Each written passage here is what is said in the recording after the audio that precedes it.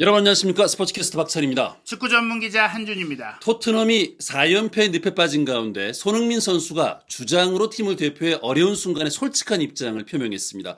개인적으로 챔피언스리그 참가에 대한 의지를 밝혔고 팀이 준비되어 있지 않다면 큰 문제에 빠지는 건 당연하다고 말했는데요. 리버풀을 상대로 개인적인 대기록을 달성했지만 토트넘이 극도의 부진을 겪고 있는 상황에 대한 손흥민 선수의 생각, 그리고 리버풀전 세부 기록까지 총 정리해드리겠습니다. 프리뷰 때 손흥민 선수가 리버풀을 상대로 5경기 연속 골을 노린다라고 이제 전망해드렸고 그 기록을 달성을 했습니다. 그러니까 리버풀을 상대로 한 선수가 최다 연속 득점을 올린 제이미 바디와의 동률 기록을 세웠는데 그 기록뿐만 아니라 뭐 여러 가지로 이제 손흥민 선수에게 의미 있는 경기였어요. 그렇습니다. 자, 손흥민 선수에게는 프리미어리그 통산 300번째 출전 경기였으니까 이게 이제 토트넘 역사상만 놓고 봐도 대단한 기록 아닙니까? 그 프리미어리그가 1992-93 시즌에 출범을 했거든요. 그 이전에도 물론 잉글랜드의 일부 리그가 있긴 한데 프리미어리그 시대 이후에 또 따로 별도의 집계를 봤을 때는 토트넘에서 3번째 손가락 안에 들 정도로 많이 뛰었다. 전임 주장인 위고 요리스 선수가 361경기로 프리미어리그 토트넘 선수 최다 출전 기록을 갖고 있고 또 올 시즌이 시작하기에 앞서 떠났던 해리 케인이 317경기. 그러니까 손흥민 선수가 최소한 다음 시즌에는 이 케인의 기록을 넘어서 2위까지 올라갈 수 있고 한 시즌까지 더 뛴다고 봤을 때는 요리스를 넘어서 프리미어리그 토트넘 최다 출전 기록을 세울 수 있는 이미 지금의 기록만으로도 토트넘의 레전드다. 살아있는 전설이고 정말 그 역사 그 자체다. 그렇게 볼 수 있는 경기였어요. 그렇습니다. 테디 셰링엄이라든가 이제 밑에 있는 선수들 보면은 다 은퇴한 선수들이고 현역 선수 가운데는 이제 다이어 선수는 바이에른 갔으니까 최근 보면은 돌아올 가능성은 없어 보이고 요리스 케인 마찬가지잖아요. 네, 결국엔 손흥민 선수가 이 더 큰 기록들을 쌓아가는 과정 속에 큰 이제 마일스톤을 쌓은 것인데 그 경기에서 물론 패배했다는 것은 씁쓸한 결과겠죠. 네. 자, 손흥민 선수가 이제 프리미어리그 통산 120호 골을 오늘 기록했습니다. 네, 사실 전반기의 기세를 후반기에 조금 이어가지는 못했지만 그래도 이제 120호 골로 프리미어리그의 전설 중에 전설이잖아요. 네. 리버풀의 스티븐 제라드와 역대 득점 기록이 같아지면서 현재 프리미어리그 득점 공동 22위인데요. 공동 20위에 올라있는 라힘 스털링과 로멜루 루카쿠가 121골이에요. 그러니까 손흥민 선수가 한 골만 더 추가해도 프리미어리그 역대 득점 20위. 그러니까 프리미어리그 역사상 가장 많이 골을 넣은 20명 안에 손흥민 선수가 포함이 된다. 이거 역시 정말 박지성 선수가 이제 프리미어리그를 활약할 때거나 하고 그 전에 이제 퍼거슨 감독이 전성시를 열 때 이럴 때 봤을 때는 상상도 못했던 그런 일이 이제 현실이 되고 있는 그런 상황이죠. 그렇습니다. 20위에 올라 있는데 마이클 오웬 선수가 지금 11위인데요. 150골을 기록하고 이제 은퇴한 거 아닙니까? 예, 결국에 손흥민 선수가 말씀드린 앞선 기록처럼 현재 건재한 몸 상태를 유지하고 있기 때문에 2년 정도만 더, 2시즌만 더 뛴다면 말씀드린 토트넘에서의 최다 출전 그리고 프리미어리그 통산 150호 골도 충분히 도전할 수 있어서 역대 득점 10위권도 진입을 바라볼 수 있는 그런 엄청난 역사를 만들고 있다는 겁니다. 그렇습니다. 이 손흥민 선수가 이제 리버풀을 상대로 이제 경기를 치렀는데 사실 손흥민 선수가 리버풀을 상대로 굉장히 좋은 경기를 많이 했어요. 네, 하지만 사실 경기 결과는 그렇게 생각만큼 따라오지 못했었고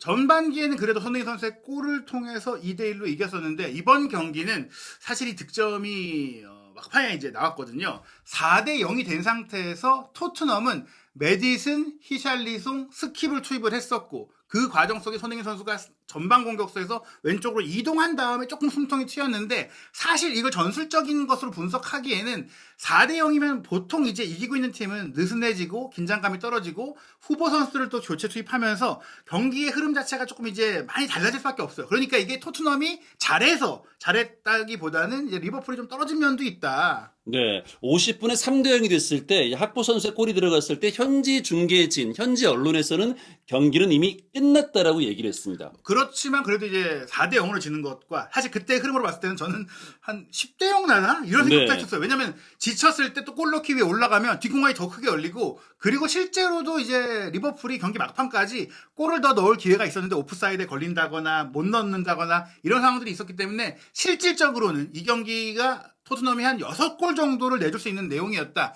그랬던 참패를 4대2로 맞췄다는 것, 2골 차로 맞췄다는 것은 그래도 팀의 자존심은 손흥민 선수가 좀 지켜줬다. 뭐 그렇게 좀 볼 수 있는 득점이었어요. 그렇습니다. 60분 이후에 이제 스킵이라든가 메디슨, 히샬리송이 들어가면서 좀 변화가 생긴 건 맞죠? 네, 그리고 72분에 히샬리송이 추격골을 처음 넣고 그 히샬리송의 어시스트를 받아서 77분에 손흥민 선수의 득점이 나왔는데요. 그러다 보니까 일단 통계 기록 기반의 평점을 보시면 물론 4골을 넣었고 그 이상의 뭐 경기력을 보여줬던 리버풀 선수들의 평점이 굉장히 높아요. 뭐 이제 이날 경기 특히 잘해줬던 하비 엘리엇이 폰몹 기준으로는 1골 1도움에 9.2점의 압도적 평점으로 최우수 선수로 선정이 됐고 그 외에 가짜 9번에 거의 뭐 이번 경기로 놓고 봤을 때는 교과서를 보여줬던 학포가 뭐 8.8점이고 살라가 8.5점인데 손흥민 선수가 7.9점. 뭐 4대2로 진 팀에서 이 정도의 평점이라면 굉장히 높고 전체 선수를 포함하더라도 토트넘 선수 중에서는 최고의 평점을 받은 선수가 이제 손흥민 선수입니다. 그렇습니다. 후반전에 들어와서 경기의 변화를 만들어낸 히샬리송 선수가 7.7점으로 오히려 손흥민 선수보다 평점이 좀 낮군요. 예, 아마도 출전 시간이 좀 적었기 때문에 그 출전 시간 가중치를 폰몹에서는 별도의 알고리즘으로 파악하는 것 같고 소파스코어에서는 그래도 히샬리송 선수가 1골 1도움을 했기 때문에 토트넘 선수 중에 가장 높은 8.1점을 줬는데요. 그래도 손흥민 선수가 비카리오 7.5점 다음으로 높은 선발 출전 선수 중에서는 두 번째로 높은 7.3점이고 필드 플레이어 기준으로는 손흥민 선수가 가장 선발 명단에서 높은 평점을 받았기 때문에 대체적으로 포스테콜로 감독이 선발 출전시킨 선수들이 대부분 조금 실망스러웠다. 존슨, 뭐 데안 크루세스키, 특히 사르, 뭐 많은 선수들, 벤탄쿠르까지도 조금 기대에 못 미치는 모습이었는데 손흥민 선수만이 그래도 이제 기대에 부응했다라고 볼 수 있고요. 뭐 이제 하비 엘리엇은 9.5점, 뭐 살라 8.2점, 학포 8.6점 등 대체적으로 리버풀 선수들은 뭐 모든 선수들이 좋은 평가를 받았습니다. 네, 자 영국 스카이 스포츠의 평점도 확인해 보도록 하겠습니다. 자 비카리오가 지금 5점, 손흥민 선수가 6점을 받았습니다. 예, 뭐 비카리오 선수도 사실은 뭐 동료들이 뭐 거의 위기를 이제 자초했기 때문에 골키퍼의 실수로 먹은 골은 저는 별로 없다고 생각했거든요. 하지만 이제 살라의 헤더골을 내준 면이 조금은 아쉽지 않으라는 반응들이 있었는데 뭐 이번 경기 같은 경우는 반도벤 선수도 4점이니까 굉장히 박한 평가들이 나오는 와중에 6점이라면 그래도 준수했다라는 평가고 선발 출전 선수 중에 역시 손흥민 선수가 최고 평점을 받았고 교체로 들어와서 조금의 흐름을 바꿔줬다라는 의미에서 히샬리송 7점, 메디슨 7점이었는데요. 사실 스카이 스포츠의 이 플레이어 오브 더 매치가 실제로 이 트로피를 받는 플레이어 오브 더 매치거든요. 하비 엘리엇이 역시나 이제 전방 압박도 잘해주고 패스, 뭐 앞 운반, 득점까지 했기 때문에 경기에서 9점 이제 최고의 선수로 선정이 됐고 살라, 학포, 로버트슨, 아놀드가 이제 8점을 받았습니다. 그렇습니다. 자 모하메드 살라 선수가 오늘 최고의 플레이를 펼쳤는데요. 이제 살라 선수와 이제 MLS 로얄 선수가 이제 매치업이 되지 않았습니까? 현지에서는 뭐 경기 전부터 이게 좀 미스매치다 이런 얘기들이 있었는데 결국 우려가 또 현실이 됐어요. 사실 뭐는 저는 개인적으로 로얄 선수가 그래도 열심히 했다라고 생각이 들어요. 네. 왜냐하면 수비라는 것은 어쨌든 혼자 할 수가 없는 것이고 또 팀적인 준비가 필요한 것인데 분명 이번 경기는 팀적인 질서가 느껴지지 않았던 토트넘의 수비 대형이었거든요. 그 와중에 처음엔 좀 실수들이 있었지만 경기 시간이 거듭될수록 살라 선수의 기회를 좀 막아내는 모습들도 좀 어느 정도 있었기 때문에 뭐 로얄의 잘못이다라고만은 뭐라고 하고 싶지는 않고요. 일단은 기본적으로 살라 선수가 또 인기도 많다 보니까 팬투표까지 진행되는 프리미어리그 공식 홈페이지 맨 오브 더 매치에서는 50.9%의 지지를 받으면서 최고로 선정이 됐고 그 다음이 하비 엘리엇 2.1%인데 손흥민 선수가 패배한 팀임에도 불구하고 16.4%의 지지를 받으면서 이날 맨 오브 더 매치 3위에 이름을 올렸고 토트넘에서는 또 1위 가장 높은 평가를 받았습니다. 그렇습니다. 영국 주요 매체들의 평점을 살펴보도록 하겠습니다. 19미는 이제 토트넘의 선발 공격수 중 가장 분주하게 움직이면서 후반 막판골을 터뜨렸다. 이제 손흥민 선수에게 평점 7점을 줬네요. 네, 7점은 잘했다라는 평가고요. 네. 이제 토트넘의 팬미디어인 스포츠웹 같은 경우에는 5점을 줬는데 이 팬미디어의 특성은 조금 이제 잘 보는 면도 있지만 이 감정적으로 경기에 지면 대체적으로 안 좋게 주고 경기에 이기면 좀 많이 주고 뭐 이런 면도 좀 감안을 해야 됩니다. 물론 저도 골을 넣었다고 하더라도 손흥민 선수에게 7점을 줄 정도의 이 경기 내용이었느냐를 좀 면밀하게 보면은 손흥민 선수가 분투하긴 했지만 분명히 이제 상대가 느슨해졌던 것들을 감안한다면 좀 6.5점이 적당하지 않을까 저는 생각하거든요. 네, 좀 주목해봐야 될 대목은 토트넘은 이번 여름에 진짜 9번 선수를 영입하기 위해서 시장에 뛰어들어야 한다. 뭐 이런 얘기를 했는데요. 히샬리송이 후반에 나와서 활약을 했습니다만 히샬리송 가지고는 안 되겠다는 얘기로도 들리네요. 네, 그리고 또 하나는 히샬리송이 그만큼 부족하다 보니까 손흥민 선수를 9번 위치에 쓰고 있는데 결국 손흥민 선수가 넓은 위치, 와이드한 사이드 공격수로 뛸 때 더 효과적인지를 알 수 있었다. 또 한 번 확인했다. 그런 얘기들을 풋볼 런던도 평점 6점을 주면서 히샬리송이 벤치로 내려가며 다시 중앙 공격수 역할을 맡았지만 이 초기에는 판다이크나 콴사를 괴롭히지 못했다. 그러나 왼쪽 측면으로 이동한 이후에 훨씬 나아졌고 리버풀 수비진을 괴롭히며 여러 차례 좋은 장면을 만들었다. 경기 막판에는 결국에는 히샬리송의 패스를 받아 득점했다. 즉 손흥민 선수는 역시 왼쪽 윙 포워드로 뛰면서 치고 들어와서 골을 노려야 된다. 그러려면 손흥민 선수를 도울 수 있는 진짜 9번을 영입해야 한다. 뭐 이런 반응들입니다. 네. 손흥민 선수의 세부 기록도 살펴보도록 하겠습니다. 일단 히트맵을 보면은 확실히 이제 후반전 때 뛰었던 모습들이 좀 더 이제 진하게 표시가 된 거죠. 왜냐면 전반전에는 거의 토트넘이 자기 진영을 벗어나지 못할 정도로 밀렸고 뭐 공을 소유했다고 하더라도 그 소유했던 것이 의미 없는 무의미한 소유가 많았기 때문에 중앙 공격수로 뛰었다면 페널티 박스 안에 중앙 지역이라든지 그 뒤에 뭐 한 칸 밑에라도 중앙 지역에 뭔가 히트맵이 있어야 되는데 없어요. 그때는 뭐 했느냐? 오히려 오른쪽과 하프라인 지역에서 수비를 하고 있었다. 그러다가 네. 이제 분명히 근데 이거는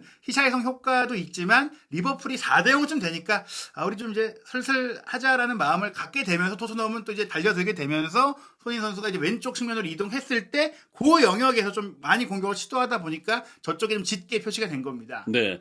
리버풀이 좀 느슨해지면서 토트넘이 좀 기회를 만들어내기 시작했고 이제 경기가 좀 뜨거워지기 시작을 했습니다. 손흥민 선수가 이제 후반전의 활약은 아주 인상적이었어요. 예, 사실 말씀드린 대로 중앙 공격수로서 활약이 컸다면 슈팅이 많았을 거예요. 실제로 네. 전반기에 손흥민 선수를 9번으로 쓰면서 또 경기가 잘 됐을 때는 손흥민 선수가 이전보다 슈팅이 늘어났다. 뭐 이런 얘기들 했지만 이 경기는 슈팅이 2번이었잖아요. 그 슈팅조차도 왼쪽으로 이동한 이후에 나왔어요. 이 기록은 사실상 윙포워드의 기록입니다. 왜냐하면 중앙 공격수가 드리블을 13번이나 할 수가 없어요. 그렇죠. 사이드에 가야지 돌파를. 중앙에서 뭐 어디를 돌파하겠습니까? 그래서 13번이나 돌파를 했고 5번 성공을 했다라는 것. 키패스가 2개나 있었다라는 것. 그리고 패스 성공률이 86% 정도로 높았다는 것. 경합을 18번이나 한 것이나 리커버리를 6번이나 한 것, 태클까지 한 것은 중앙 공격수로 뛸 때는 거의 경기에 영향을 미치지 못하다가 왼쪽 측면 공격수로 이동하고 나서 한 30여 분 정도의 이런 좋은 스탯을 쌓았다라는 것입니다. 네. 60분이라는 시간이 좀 의미 있는 시간이에요. 60분에 이제 클루세스키, 벤탄쿠르, 이제 로얄 선수가 빠지고 히샬리송, 메디슨, 스킵이 들어오면서 변화가 좀 생겼거든요. 네, 그러면서 이제 히샬리송 선수가 중앙 공격수의 자리를 잡고 중앙에 있던 손흥민 선수가 왼쪽으로 가고 이제 벤탄쿠르의 자리에 메디슨이 들어가면서 메디슨 선수가 이제 중앙 지역에서 공을 풀어주기 시작했고 또 하나 흥미로운 게 스킵 선수가 로얄 자리에 들어갔는데 어떻게 보면 이제 토트넘은 왼쪽 풀백을 정말 수비수로 쓰는 게 아니라 인버티드 풀백으로 미드필드처럼 쓰니까 스킵에게 그 역할을 맡기면서 좀 공격을 총공세로서 운영을 한 것이죠. 네. 64분에 이제 엔더 로버트슨이 굉장히 좋은 활약을 했는데 이 두 선수가 빠졌고 고메스, 바이세티치가 들어왔습니다. 이것도 큰 변화인데요. 일단 로버트슨의 자리에 원래 센터백인 조금에서 들어가는 것 자체가 일단은 리버풀의 수비 라인이 정상적으로 가동이 안 된 상황이라고 보시면 되고 엔도가 이날 정말 좋은 기점 패스와 또 압박들을 해줬는데 바이세티치는 유망주잖아요. 등번호가 네. 43번이에요. 그러니까 조금 이제 경험치가 적은 선수들이 들어왔고 주 포지션이 아닌 선수들을 그 자리에 배치하고 이러면 당연히 리버풀의 수비는 허술해지고 미드필드의 장악력도 떨어지고 그러면 당연히 토트넘은 이제 의지가 많으니까 더 화끈하게 공격을 할 수 있게 된 것입니다. 그렇습니다. 60분 이후에 이제 변화들이 생겼고 토트넘이 밀어붙이기 시작했습니다. 66분 이 장면도 아주 인상적이었죠. 손흥민 선수가 왼쪽에 가서 중앙 공격수로 뛴 히샬리송과 2대1 패스를 주고받으며 기회를 창출하는 것인데 보시다시피 이제 어떻게 보면 손흥민 선수가 치고 들어올 때 히샬리송이 잘 버텨줬고 그리고 나서 손흥민 선수도 물론 수비에게 애워싸였지만 옆에 히샬리송이 같이 있어주니까 분산이 돼요 상대 수비가. 네. 그럴 때 물론 공이 흘러나오긴 했지만 메디슨에게 기회가 열린 것이고 메디슨의 슈팅이 빗나가긴 했지만 히샬리송이 또 굉장히 전투적으로 싸워주면서 손흥민 선수의 부담을 덜어줬기 때문에 슈팅까지 나왔던 것이죠. 그렇습니다. 67분에는 뭐 옵사이드가 되긴 했습니다만 토트넘이 계속해서 리버풀을 상대로 밀어붙이는 모습이 인상적이었습니다. 어떻게 보면 손흥민 선수가 사이드에 있긴 했어도 히샬리송과 함께 약간 투톱에 가깝게 움직였다고도 볼 수 있거든요. 비대칭 투톱이라고 볼 수 있겠죠. 그래서 포로의 스루 패스를 히샬리송이 이어받은 이후 또 손흥민 선수에게 양보해주는 조금 이제 이타적인 패스를 딱 밀어줬어요. 아쉽게 이제 옵사이드에 걸리기도 했고 또 사실 옵사이드가 아니었다고 하면 알리송 선수의 다리 사이를 손흥민 선수 노렸는데 막히긴 했어요. 좀 이제 빅찬스 미스가 될 수 있었지만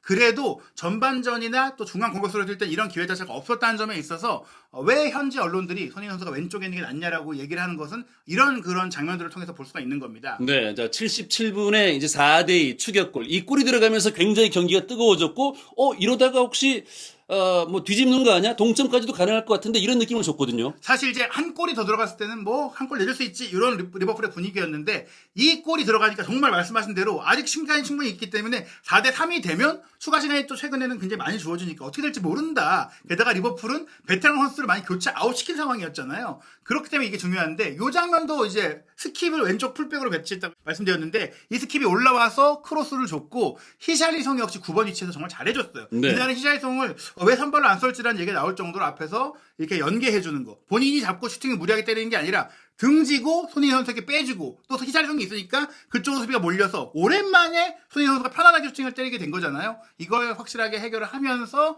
손흥민 선수가 득점을 한 겁니다. 그렇습니다. 이때부터 뭐 밀어붙이는 모습이 굉장히 인상적이었고 많은 슈팅이 쏟아져 나왔습니다만 이제 번번이 좀 슈팅이 빗나가고 막히는 장면들이 나왔습니다.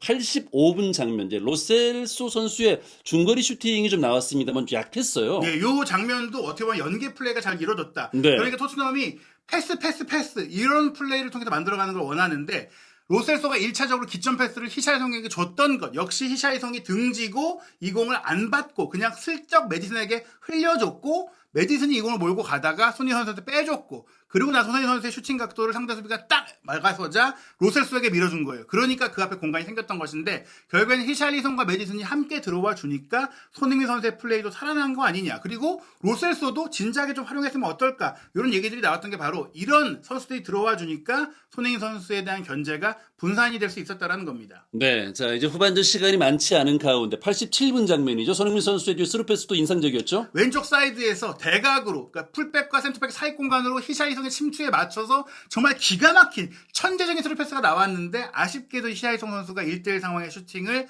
이제 알리송에게 막히고 말았죠. 그리고 막혔지만 그래도 이제 또 존슨이 세도에 들어오는 것도 조고메스가 건드리지만 않았으면 골이 될 수 있었기 때문에 이런 장면들 손흥민 선수가 사이드에 가서 조금 이제 편안해졌다 이런 느낌들이 분명히 있는 경기였습니다. 그렇습니다. 경기 후에 손흥민 선수는 좀 우리의 스타일로 경기하려고 했다라고 얘기를 했는데요. 좀 힘든 인터뷰였습니다. 자, 얼굴 표정도 상당히 좀 침통한 표정이었는데 아주 힘든 오후입니다. 솔직히 강한 팀을 상대로 어려운 곳에서 경기했습니다. 우리가 잘 경쟁했다고 생각하지만 골을 내줬죠. 우리는 우리의 스타일로 경기하려고 했는데 한 골을 내주고 따라가려고 했고 위험을 감수해야 했어요. 그러다 보니까 4골을 내줬습니다. 상대가 우리가 원하는 형태의 경기를 더 잘한 게 사실이고 정말 실망스러운 게 사실이지만 이런 힘든 순간이 모두가 하나로 뭉칠 수 있는 때라고 생각합니다. 이렇게 얘기를 했습니다. 결국에는 이제 손흥민 선수가 솔직하게 이 경기의 의미를 얘기하면서도 그래도 리버풀은 강한 팀이고 또 리버풀 원정 아니었느냐. 그리고 그런 경기에서 우리가 이전에 리버풀 상대로 역습하던 때와 달리 우리도 리버풀 같이 맞부딪히는 달려드는 그런 축구를 했던 것이다. 그러다가 먼저 골을 내주다 보니까 좀 힘들어졌고 4골까지 내줬지만 그래도 이런 순간 우리가 이제 서로 분열되는 게 아니라 하나로 뭉쳐야 되는 게 바로 이런 순간이 들어가면서 위기일 때 팀이 더 단단해질 수 있지 않느냐 뭐 이렇게 좀 주장으로서 할 수 있는 얘기를 한 것이죠. 그렇습니다. 우리는 큰 도전에 나서는 첫 시즌이고 함께해야 더 강해질 수 있다고 생각합니다. 주장으로서 내가 충분하지 않은 것 같아요. 가능한 선수들을 밀어주고 싶고 토트넘 유니폼의 의미를 전해주고 싶은데요. 어린 선수든 나이 든 선수든 유니폼을 입고 뛰면 다 똑같다고 생각합니다. 여전히 선수들에게 긍정적인 이야기를 하려고 노력합니다. 어린 선수들이 많은 가운데 고참으로서 어떤 얘기를 했느냐라는 이제 토트넘의 구단 방송의 질문이었는데 물론 선배로서 고참으로서 얘기도 하지만 유니폼 입고 뛸 때는 다 똑같다. 네. 이제 그러면서 좋은 얘기를 해주려고 노력했다라면서 어떻게 보면 본인이 이제 뭐 누굴 탓할 수 없잖아요. 아 내가 주장으로서 좀 부족하지 않았나라는 생각도 한다라면서 본인의 책임도 좀 얘기하는 역시 뭐 모범 답안을 좀 내놓은 것 같아요. 그렇습니다. 매 시즌 어려운 순간이 있고 우리에겐 지금이 그 순간입니다. 정말 힘든 순간을 마주하고 있는데 고개를 들고 계속해야 합니다. 고통스럽지만 계속해야 합니다. 준비되어 있지 않으면 큰 문제에 빠지게 됩니다. 큰 도전을 위해 준비되어 있어야 합니다. 사실 뭐 시즌을 치르면 어떤 팀이든지 이렇게 좀 꺾이는 어려운 순간들이 있는데 지금이 하필 우리는 그때다. 근데 이럴 때도 마주하고 또 고개 들고 몰아가야 된다. 여기서 다 뭐 원점으로 돌리고 폐기하고 이러면 안 된다. 솔직히 저희는 이제 뭐 울분을 터뜨리면서 포스테코로 감독 이러면 안 되는 거 아니야 소리쳤지만 뭐 주장으로서 손흥민 선수는 또 감독에 대한 지지를 또 어느 정도 얘기하는 것 같고 그러면서도 잘 준비해야 된다. 큰 도전이 결국에는 지금까지와 달리 우리가 지금 이런 경기력을 만들어 가려고 스타일을 추구하는 것은 그냥 챔스에 나가기 위해서가 아니라 우승을 하기 위해서니까 그러려면 또 잘 준비를 해야 된다. 이런 얘기를 한 건데요. 구단 방송과의 인터뷰 외에 이제 영국의 스카이 스포츠와의 인터뷰에서도 좀 흥미로운 멘트들이 있었습니다. 네. 4경기를 진 것은 분명 실망스럽고 결과에 고통스럽지만 계속 개선하기 위해 노력하겠습니다. 모두가 챔피언스 리그에 참가하길 원하죠. 아직 우린 3경기를 남겨두고 있고 모든 걸 쏟겠습니다. 어떤 일이 벌어질지 모르니까요. 축구에는 때론 마법 같은 일이 일어납니다. 그래서 계속 우리의 경기를 믿고 계속 매 경기 집중하고 남은 3경기에 모든 것을 쏟고 무슨 일이 벌어질지 보겠습니다. 사실 지금의 상황은 에스턴 빌라가 1승만 이제 거둬도 4위로 챔스 진출이 확정이 되기 때문에 손흥민 선수는 정말 신라 같은 경우의 수를 노리는 거예요. 에스턴 빌라가 남은 3경기 2무 1패 정도만 해야 돼요. 3점을 얻으면 안 되는 거예요. 그런 가운데 토트넘은 다 이겨야 돼요. 그게 근데 뭐 일단은 가능성이 있는 거니까 아직 뭐 그 일이 벌어지지 말란 법은 없으니까 그걸 노리겠다라고 하면서 챔스 나가고 싶다. 질문 자체가 챔피언스리그에 못 나가게 되지 않았나 이렇게 질문하니까 이렇게 하면서 이제 얘기한 거거든요. 이게 우리가 아직 탈락한 건 아니다. 네. 거의 탈락이라고 보여지는 상황이긴 한데 표정이 약간 물 것 같은 표정. 그러니까 챔스에 나가고 싶다. 누구나 마찬가지 아니냐. 뭐 이런 솔직한 마음 얘기한 겁니다. 챔스 안 나가도 된다. 이런 말은 하진 않았었어요. 네, 우리 모두 손흥민 선수가 챔피언스리그에 뛰는 걸 보고 싶어 하잖아요. 챔스에 나가야 되는 클래스의 선수잖아요. 그럼요. 몇 년째 네. 못 나가고 있어요 지금. 그렇습니다. 자, 분명 우리는 때때로 우리가 원했던 경기 접근 방식이 아니라 굉장히 실망스럽습니다. 하지만 오늘 결과를 보면 굉장히 실망스럽지만 우리가 제대로 된 길을 걷고 있다고 생각합니다. 감독님의 첫 시즌이고 새로운 선수들도 있고 프리미어리그를 처음 경험하는 선수들도 있습니다. 결국에 이제 포스코글 감독을 믿겠다. 첫 시즌이기 네. 때문에 우리는 좀 기다리고 또 그 흐름을 이어가야 된다. 우리는 지금 라이트 트랙, 제대로 된 길을 걷고 있다는 얘기를 좀 강조했거든요. 즉 손흥민 선수의 생각은 포스코글 감독의 방법론 믿고 따르겠다. 이런 얘기인데요. 다만 이제 지금까지는 뭐 저는 뭐 개인적으로 아쉬움이 많긴 하지만 상대도 강한 팀이었다. 아스날, 그 첼시도 웨스트햄을 5대0으로 이겼고 네. 또 이제 리버풀 좀 흔들렸다고 하더라도 우승 경쟁이 있던 팀이니까 또 하필 그 팀들을 토트넘은 연달아 만났으니까 힘들 수 있었다라고 생각이 드는데 다음 경기만큼은 정말 이거는 내용도 내용이지만 결과를 챙겨야 되지 않겠느냐. 그렇습니다. 다음 상대가 이제 5월 11일 토요일 오후 11시에 번리를 상대하거든요. 번리는 그래도 이겨야 되는 팀 아니겠습니까? 본인의 승격팀인데다가 강등 위기에 처해 있는 네. 팀이기 때문에 게다가 토트넘의 홈 경기이기 때문에 이 경기까지도 똑같이 뭐 뒷공간을 털리고 크로스 패스를 하면서 헤딩을 골 먹고 세트피스 먹는다?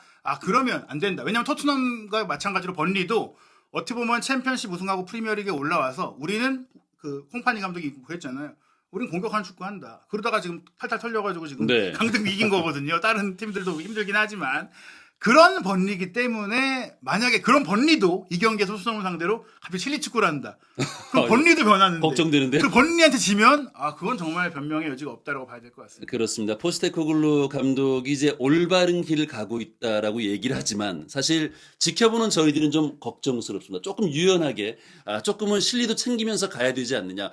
걱정스러운 것 가운데 하나가 이제 그런 거예요. 이제 위닝 멘탈리티. 사실 자꾸 지다 보면 이게 선수들이 자신감이 떨어지고 잘할 수 있는 거 기본적인 것도 놓칠 수 있잖아요. 네, 게다가 이제 에스턴 빌라가 하필 이번엔 또 져줬거든요. 네. 그리고 브라이튼과의 경기에 패배하면서 사실 그 경기를 이겼으면 정말 토트넘은 챔스 진출이 딱 좌절되는 순간이었는데 그 기회가 있는 상태에서 리버풀과 비기기만 했어도 좀 더 수월하게 도전할 수 있었을 텐데 아쉽거든요. 분명히 번리전은 잡아야 되고 그 다음 맨시티전 정말 지금의 흐름이라면 기대하기 어려운 경기지만 번리를 이겨낸다면 또 이제 네. 반등이 되지 않을까. 번리전은 무조건 이겨야 된다. 그렇습니다.